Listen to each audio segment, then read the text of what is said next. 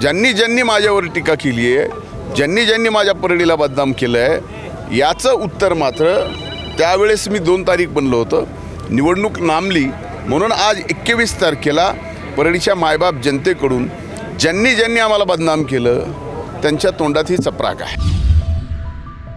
आता परळी नगर परिषदेत पुन्हा एकदा आपल्यावर जनतेविश्वास टाकलेला आहे. मी पहिल्यांदा परळीच्या मायबाप जनतेचे मनापासून ऋण व्यक्त करतो की त्यांनी पुन्हा एकदा राष्ट्रवादी काँग्रेस, भारतीय जनता पार्टी आणि रिपाईच्या महायुतीला आज या ठिकाणी कौल दिला आहे.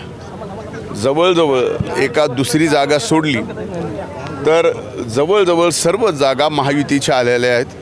जे अपक्ष आहेत ते सुद्धा या ठिकाणी महायुतीचेच आहेत. त्यामुळं फक्त आता MIM आणि पंजा कुठंतरी पुढे आहे 2 जागेवर एवढं कळतं आहे, पण जवळजवळ सर्व जागेवर या ठिकाणी महायुतीने विजय मिळवला आणि ऐतिहासिक मताने नगराध्यक्षसुद्धा या ठिकाणी निवडून येतील.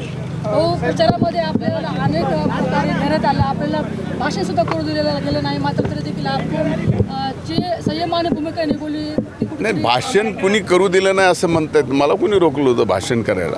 मी एवढंच म्हणलं होतं की याचं उत्तर ज्यांनी ज्यांनी माझ्यावर टीका केली आहे, ज्यांनी ज्यांनी माझ्या परळीला बदनाम केलं आहे, याचं उत्तर मात्र त्यावेळेस मी 2 तारीख बनलो होतं, निवडणूक लांबली म्हणून आज 21 तारखेला परळीच्या मायबाप जनतेकडून ज्यांनी ज्यांनी आम्हाला बदनाम केलं त्यांच्या तोंडात ही चपराक आहे. खासदार देखील इथं तळ ठोकून होते.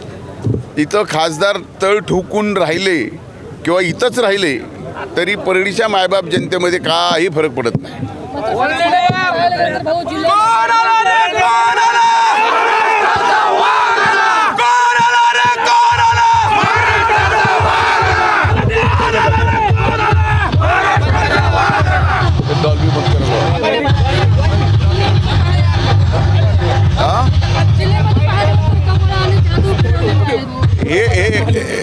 हे नक्कीच आहे की ज्या ठिकाणी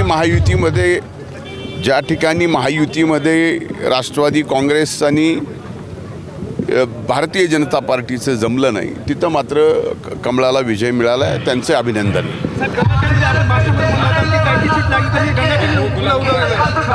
हो, मी आता निघालोच आहे.